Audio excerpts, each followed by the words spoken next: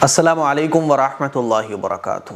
فجر کی جو سنتیں ہوتی ہیں 2 رکعت، وہ اگر نکل جائیں تو ان کو کیا فجر کی نماز پڑھنے کے بعد پڑھ سکتے ہیں؟ یہ ایک مسئلہ ہے جو لوگ معلوم کرتے ہیں۔ دیکھیے، فجر کی یہ جو 2 رکعت سنت ہوتی ہیں یہ بہت اہم ہے۔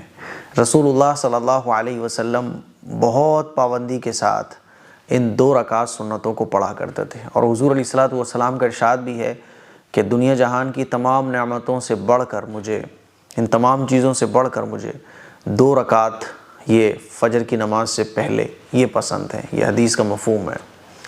صحابہ اکرام ان 2 رکعت کو بہت پابندی سے پڑھا کرتے تھے، اسی لیے ہم مسلمان بھی فجر سے پہلے جو 2 رکعت سنت مؤکدہ ہوتی ہیں ان کو خوب پابندی سے پڑھتے ہیں۔ اب مان لیجئے کبھی نماز کھڑی ہو گئی، جماعت کھڑی ہو گئی، تو طریقہ تو یہ ہے کہ اگر جماعت کھڑی ہوئی ہے اور آپ سنتیں پڑھ کر جماعت میں شامل ہو سکتے ہو تو جلدی سے 2 رکعت سنت پڑھ لو اور جماعت میں شامل ہو جاؤ۔ لیکن مان لیجئے جماعت نکل جائے گی، اگر آپ 2 رکعت سنت پڑھتے ہو تو پھر طریقہ یہ ہے کہ آپ نماز میں شامل ہو جاؤ، پھر 2 رکعت سنت نہ پڑھو، ہے نا۔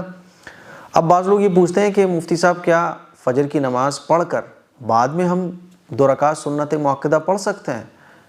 جیسے کہ ظہر کی نماز میں ہم لوگ کرتے ہیں، 4 رکعت سنت مؤکدہ جب نہیں پڑھ پاتے ہم لوگ، جماعت کھڑی ہو گئی ہو تو ہم جماعت میں شامل ہو جاتے ہیں اور نماز پڑھنے کے بعد پھر 4 رکعت سنت مؤکدہ پڑھتے ہیں، ہے نا۔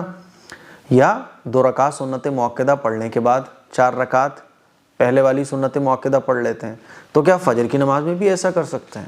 تو خوب اچھے طریقے سے آپ سمجھ لیں کہ فجر کی نماز پڑھنے کے بعد سورج نکلنے تک کوئی بھی نفل اور سنت نماز ہم نہیں پڑھ سکتے، ٹھیک ہے؟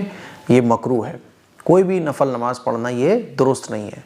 اب سورج نکلنے کے بعد پڑھو آپ، فجر کی نماز پڑھنے کے بعد سورج نکلنے تک کوئی بھی سنت اور نفل نماز نہیں پڑھ سکتے۔ تو یہ جو 2 رکعت سنت مؤکدہ آپ کی چھوٹ گئیں، اب ان کو آپ سورج نکلنے کے بعد پڑھو، ٹھیک ہے؟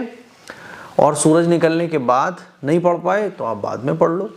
باقی سنتوں اور نفلوں کی کوئی قضا نہیں ہوتی، لیکن یہ سنت مؤکدہ بہت اہم ہوتی ہیں، تو کیا ہم پڑھ سکتے ہیں؟ جی بالکل پڑھ سکتے ہو، ٹائم ہے تو بہتر ہے پڑھ لو، لیکن نہیں پڑھ پائے تو کوئی گناہ نہیں ہے۔ مجھے امید ہے یہ مسئلہ آپ کو سمجھ آ گیا ہوگا۔ السلام علیکم ورحمۃ اللہ وبرکاتہ۔